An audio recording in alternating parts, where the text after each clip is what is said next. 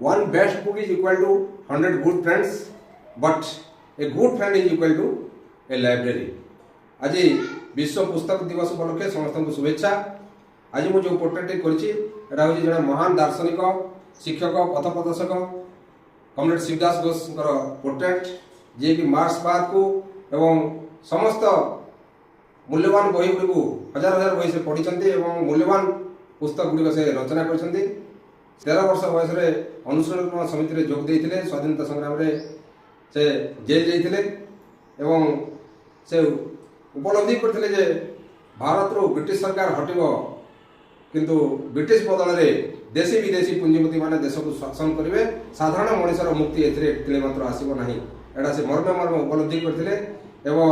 से 1948 मसीहा भारत स्वाधीन हो मात्र गोटे वर्ष पर से गोटे दल गठन करते से दलर प्रतिष्ठा दिवस हूँ आसंता काली 24 एप्रिल